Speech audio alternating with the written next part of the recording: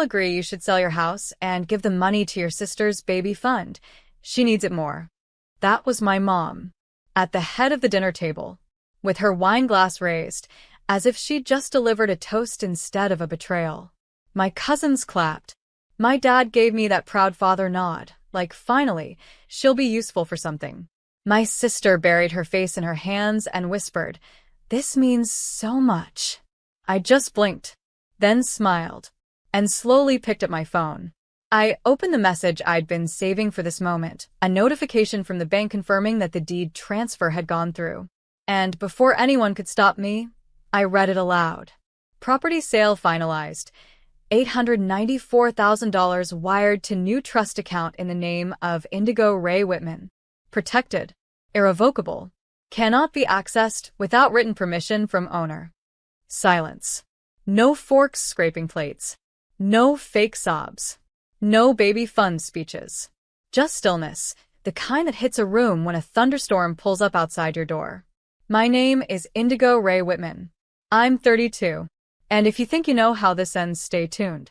Because I was raised by a family that taught me to serve, give, sacrifice, but never to expect anything back. Not love. Not loyalty. Not even presence. So, I played the good daughter until they asked for my home. And I realized, sometimes, the only way to teach people your worth is to show them the cost of underestimating you. What happens when the black sheep learns how to run the farm? That night was the beginning. And by morning, they'd wish they never opened their mouths. My sister stood up first, cheeks blotchy, voice cracking. "Wait, what do you mean you sold the house?" Her hands were shaking. My mother reached for her elbow like they were two actresses caught in the wrong scene. I sipped my wine. "The house you all assumed you could vote on like a family pizza order?" I tilted my head. "That house was mine. Paid in full. Remember when you laughed because I chose a 2-bedroom fixer in a bad zip code instead of going in on Ezra's condo?" "Yeah, that one." My father's face stiffened. He looked like a man who'd just remembered an overdue bill. "You're being ridiculous," he muttered. "This was about family." I laughed. "You mean your version of family, the one where I pay, smile, and stay quiet?" My cousin Amelia whispered, "You're making a scene." I set my glass down. "Let me make it bigger then."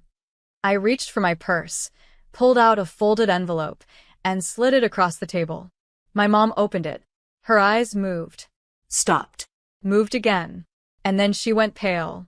Inside, a notarized agreement stating I had canceled my $60,000 contribution to the family investment fund, a pot I'd been pressured to join years ago. The one they all benefited from. The one I was guilted into for everyone's future. Guess whose future just got cut? "You can't do this," my dad said. "I just did," I replied.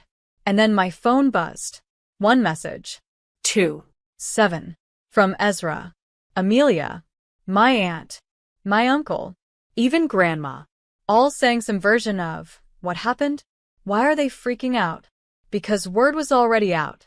But they didn't know the half of it. Not yet. They say silence speaks louder than screams. But this silence? It sliced. Mom held the envelope like it might catch fire. "You're really cutting us off," she whispered as if wounded. "Let me rephrase that," I said calmly. "I'm choosing me for once." My sister, still wiping fake tears from earlier, lunged into performance mode. "But the baby fund? We already told everyone you were contributing. Ezra made a down payment based on your share." I leaned back. Then maybe Ezra should have used his promotion bonus instead of counting on my sacrifice. Her jaw tightened. Dad slammed his napkin down. "This is betrayal." "No," I said, slowly rising to my feet. "Betrayal is publicly humiliating your daughter and trying to guilt her into liquidating her life's work." I paused, scanning every single face. The same faces that had smiled while cheering on my financial execution. "You don't get to label me selfish just because I stopped bleeding for you." And then I walked out of the dining hall, past the valet, into the cool air where my real life waited. I didn't cry. I didn't hesitate. I got in my car, turned on the engine, and watched my phone light up like fireworks. Missed calls, texts, voicemails. Suddenly, the woman who didn't belong at the table was the only one who could fix what they broke. But I didn't respond. Not even when my cousin sent a photo of Dad on the phone with the bank. Or when Mom called 3 times in a row. Because there was something they didn't know yet. Something buried in the paperwork. Quiet, but deadly. And they'd find it soon. In the form of a letter arriving first thing Monday morning. By Monday morning, the letter had reached them. I knew because the voicemail stopped. The first message of the day wasn't from Mom. It was from the bank. Hi, Miss Elwood. Just confirming you're listed as sole signatory and owner of the joint family holding account. As per your request, access for all secondary users has been revoked. I stared at my screen, calm as still water. The account. The one they'd built under my name during the years I worked 3 jobs to fix their credit while they partied and took loans in my name. They thought I'd never touch it. They were wrong. A year ago, I'd quietly consolidated the family trust into a single asset account to streamline taxes. No one noticed. I was the only name that remained. They never checked. They assumed I was the fool, the mule. They forgot I have an MBA. They forgot I was watching. I hadn't spent a cent until now. With one signature, I froze their cards, pulled out $82,000, paid off my own mortgage, donated the rest to a fund supporting single women entrepreneurs, under my daughter's name. Let them taste silence now. By mid-afternoon, a family group text revived from the dead. Mom, we need to talk. This is bigger than dinner. Dad, you're playing with fire. Sister, you ruined us. I didn't reply. But that night, as I watered my plants, a car slowed in front of my driveway. A figure stepped out. My sister. Puffy eyes. Hair in chaos. Clutching her phone like a lifeline. She walked to my door. Raised a trembling hand to knock. But paused. Inside, I dimmed the lights. Watched her through the window. Sometimes, silence is a mirror. And what you see isn't pretty. The next morning she came again. This time she knocked. Just let me explain, my sister whispered, her voice shaking through the door like a violin string on the verge of snapping. Mom didn't mean to humiliate you. Dad said you wouldn't care. We thought you were used to it by now. Used to it? Like a hand-me-down emotion.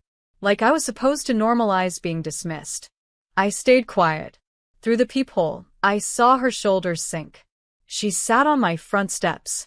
Then came the second surprise. My mother, in her robe, hair disheveled, marching up the path with a paper bag and a phone clutched like a weapon. You have no idea what you've done, she spat. Your father's accounts are frozen. The tax office is asking questions. Ezra can't book his honeymoon. And your uncle called me crying. She held out the paper bag. Take this. Let's talk like family. I opened it. It was a dusty photo album, torn at the edges. Pages curled. Childhood photos. Me in pigtails. Me at spelling bees, trophies in hand, no one cheering. Birthday cakes half lit. Graduation day. Just me and my shadow. Mom said softly, "You were never forgotten." I closed the album gently, then looked her dead in the eye. That's funny, because I was never remembered either. Before she could speak, I pointed to the sign on my door. No soliciting. No guilt trips. No manipulation. She read it, flinched, and turned. I didn't need to scream or slam. I just needed them to feel the weight of absence. And absence is loud. The silence didn't last long. By nightfall, my phone vibrated with a new number. It was Ezra, my golden brother. The one who once told me, "You're good at being invisible. Stay that way." Now his voice trembled. "I just need to know why you did it." I stared at the wall. My restaurant blueprint was still tacked up there, the same one they ignored, mocked, dismissed. "You mean, why I revoked your co-signing privileges?" I asked. "Why your luxury condo payment bounced?"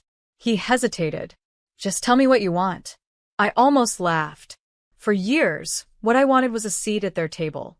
A sincere question. An ounce of belief. Now, I didn't want apologies.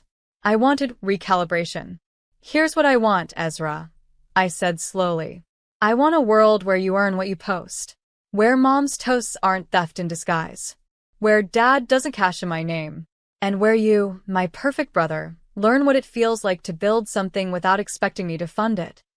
He went silent. And then, the sound of something breaking. Not in my house. In his. In his image. In the illusion he'd wrapped himself in like a golden robe stitched with entitlement. That week, I got quiet. But not inactive. I pulled receipts. Transferred my shares. Closed every joint account. Emailed my lawyer, the one they didn't know I'd retained for years. And then I did one last thing. I posted a single sentence. Silence isn't weakness. Sometimes, it's a spreadsheet calculating your worth. The next morning, I woke up to a tag. @Mom of Winners had deactivated. And the restaurant I built? It had a waiting list 3 months long. 2 weeks later, the doorbell rang. Not a knock. A chime, soft, deliberate. I opened it. And there they stood. All of them. Dad with his pressed polo and nervous eyes. Mom in her pearls, hands gripping a Tupperware container like a peace offering. Ezra trailing behind, his jaw clenched, a man used to applause, now met with silence. No balloons. No "we're sorry" sign. Just them. And the stench of desperation. We've been talking, Dad said, voice brittle. We want to help with the restaurant now. Marketing, maybe signage. It's doing well, right? Mom added quickly. We thought we'd bring dinner. Your favorite. Lasagna, I said flatly. The one you used to make for Ezra's birthdays. She blinked. You remember that? I smiled, stepping aside but not inviting them in. Funny, I said. I remember everything. Ezra tried humor. Come on, Jules. Family squabbles, money stuff, it's messy. Let's just reset. Reset. Like I was a circuit breaker, they tripped too many times. I looked at them. 3 people who once called me a phase, a burden, a career girl with no direction. Now they were standing outside the very thing I built, hoping to tap into the electricity. I don't hate you, I said quietly. But I also don't owe you access to what you never believed in. Dad stepped forward, eyes glassy. We're not here for money. I met his gaze. I know. And then I gently closed the door. Behind it, I heard the container of lasagna drop. A small thud on the porch. A silence too full to be hunger. I turned around, exhaled, and walked back to the dining room. Table set for 1. Candle lit. And a note in my own handwriting that read, sometimes, family isn't who knocks. It's who never made you wait at the door. 2 weeks after I closed the door on them, I got a letter. Not a text. Not a call. A letter. Handwritten. Crooked ink. Torn edges. It was from Ezra. I underestimated you. We all did. That night at your restaurant, it was the first time I saw you. Not as the little sister. But as the storm we all pretended didn't exist. I'm sorry. If you ever need anything at all, I'll show up. I folded the letter and tucked it into the same drawer that held the napkin from my opening night, still stained with marinara and resolve. I didn't respond, because it wasn't about revenge anymore. It was about reclamation. The week after that, a journalist featured my restaurant in a piece titled "The Hidden Gems of the City," woman-owned, soul-fueled. The article went viral. Reservations tripled. Locals wrote notes and left flowers. One woman whispered after her meal, "Thank you for making a place that feels like home for those who never had one." I smiled, because that was the point, wasn't it? To take every dinner I wasn't invited to and build my own table. My own rules. My own love. One night, as I locked up and stepped into the quiet street, the wind shifted. A soft breeze carried the faint scent of lemon zest, just like Mom's old kitchen. But this time, it didn't ache. It simply passed through me. I walked home alone. And for the first time, alone didn't feel like less. It felt like earned peace. Not revenge. Not a performance. Just peace. And when I reached my door, I looked up at the stars, smiled, and whispered, I was always enough.